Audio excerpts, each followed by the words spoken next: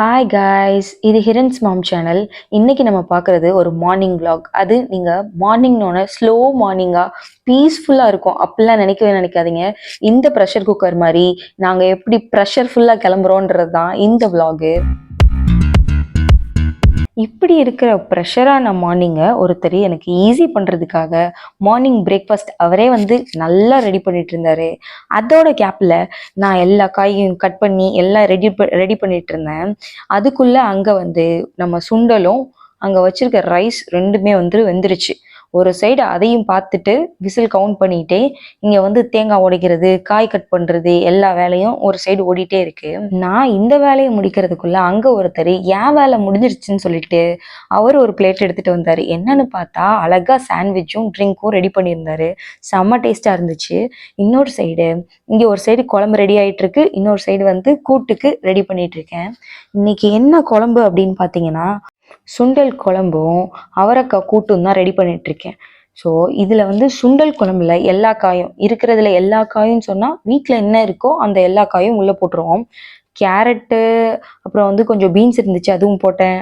அதுக்கப்புறம் கத்திரிக்காய் இதெல்லாம் போட்டு சுண்டலையும் போட்டு சுண்டல் குழம்பு ரெடி பண்ணியாச்சு. இன்னொரு சைடு அவரைக்காய் இருந்துச்சு, நிறைய இருந்தனால கொஞ்சம் அதை கூட்டு மாதிரி பண்ணிடலாம் அப்படின்ட்டு சைட் டிஷ் அவரைக்காய் கூட்டு பண்ண ஸ்டார்ட் ஆனோன்னு தான் கொஞ்சம் யோசித்தேன். இந்த சின்ன அடுப்பில் நம்ம வச்சு மெதுவாக உட்காந்து பண்ணிட்டு இருந்தோம்னா இது வேலைக்கு ஆகாது அப்படின்ட்டு இங்கிட்டு கொஞ்சம் ஹை ஃப்ளேமில் குழம்பு வச்சிடலாம், கொஞ்சம் மீடியமாக இருக்கிறதுல கூட்டு வச்சிடலாம், ஸ்லோவாக இருக்கிறத இப்போதைக்கு இருக்கட்டும் அப்படின்னு வச்சாச்சு.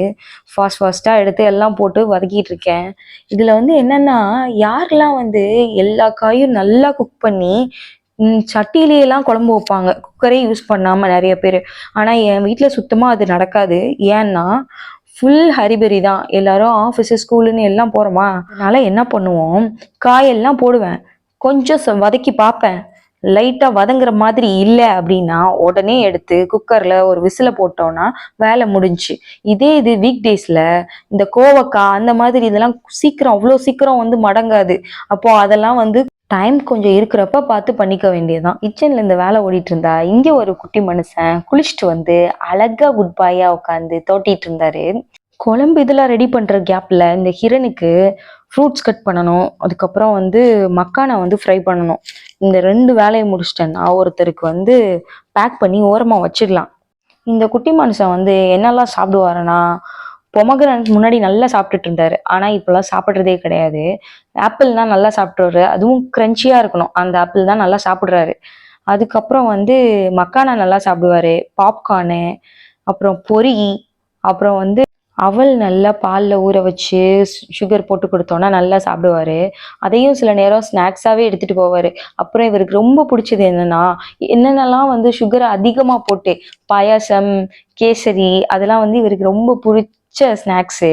என்கிட்ட ஆப்பிள் கட் பண்ணுறதுக்கு ஒரு ஸ்லைசர் மாதிரி ஒன்று இருக்குங்க. எப்படின்னா அது மேலேருந்து ப்ரெஸ் பண்ணோன்னா ஸ்லைஸாக கட் ஆகி வந்துடும்ல, அந்த மாதிரி ஒன்று வச்சுருந்தேன்.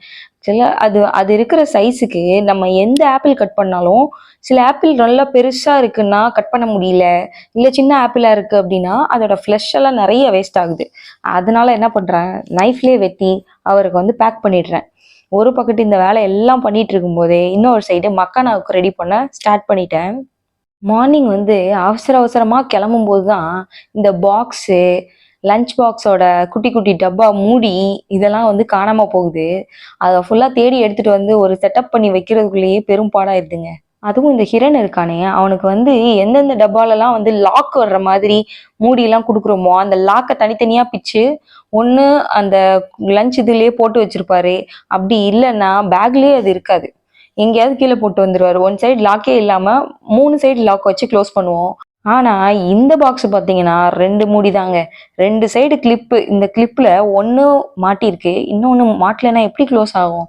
இதை எப்படியாவது மாட்டுறா அப்படின்னு சொல்லி சும்மா அமுக்குன்னு அமுக்கி இதை மாட்டணும், இல்லைன்னா இன்னும் 2 லஞ்ச் பாக்ஸ்க்கு மூடி தேடணும். இதுக்கு நம்ம இதை மாட்டிடலான்னு சொல்லி இதை போட்டு ப்ரெஸ் பண்ணிட்டு கிடந்தேன் ஒரு சைடு. இதை இங்கே ப்ரெஸ் பண்ணுறதுக்குள்ளே அங்கே மக்கானாக்கு வச்ச சட்டி காஞ்சிருச்சு. அவசரமாக இதையும் பண்ணிட்டு நெக்ஸ்ட் மக்கானாக்கு ஓடிட்டேன். இதை ரெடி பண்ணுற கேப்பில் ஒரு தோசையும் சுட்டு ஹிரனை சாப்பிட்டாரு. ஹிரனோட அப்பாவுக்கும் லஞ்ச் எல்லாம் பேக் பண்ணி அவரும் கிளம்பிட்டாரு. நெக்ஸ்ட் இந்த ஹிரனும் கிளம்பி வெளியே நிக்க ஆரம்பிச்சிட்டாரு. இவரையும் ஸ்கூல்ல கொண்டு போய் விட்டுட்டு அப்புறம் நான் ஜிம் போகணும் வேற. ஆக்சுவலா காலையிலேயே வந்து ஜிம் போயிட்டு வந்துடுவேன்.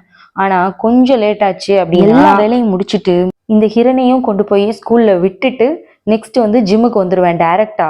அதுக்காகவே ஹிரன் கூட கிளம்பும் போதே நானுமே வந்து ஆக்டிவ் வியர் எல்லாமே போட்டு ரெடி ஆகி வந்துடுவேன். பேக்கோடையே ஜிம் பேக்கோடையே வந்துடுவேன். நெக்ஸ்ட் எனக்கு இருக்கிறது ஒன்லி 40 மினிட்ஸ் தான். அதில் வந்து ஒவ்வொரு ஒர்க் அவுட்டுக்கு நடுவில் கேப்பு ரெஸ்ட்டு அதெல்லாம் கிடையாது. ஃபுல் 40 மினிட்ஸ் ஃபாஸ்ட்டாக ஒர்க் அவுட் முடிச்சுட்டு வீட்டுக்கு வந்து ஃபுல்லாக ஃப்ரெஷ்அப் ஆகி நல்லா குளிச்சுட்டு அடுத்த ஷெட்யூலுக்கு ரெடி ஆயிட்டேன். அடுத்து எங்க போகணும் அப்படின்னா ஆஃபீஸ்க்கு ரெடி ஆயிட்டேன். என்னோட லிஸ்ட்ல இந்த வீடியோ எடுக்கிறது கூட கொஞ்சம் அதிகம் தாங்க. இதனாலையும் ஒரு 5 மினிட்ஸ் லேட் ஆச்சு. ஃபாஸ்டா வந்து வீடியோ எடுத்துட்டு குடு குடுன்னு ஓடி என்னோட லஞ்ச் பேக்லாம் எடுத்து பேக்ல வச்சுக்கிட்டு ஃபாஸ்டா கிளம்பிட்டேன். சரி இவ்வளோ நேரம் இங்கே தான் எல்லாம் முடிச்சுட்டு இப்போதாண்டா அங்கே போய் உட்காரோம் அப்படின்னா அங்கே ஆல்ரெடி ஆன் த ஃபயர்ல தான் போயிட்டு இருக்கு ப்ராஜெக்ட்.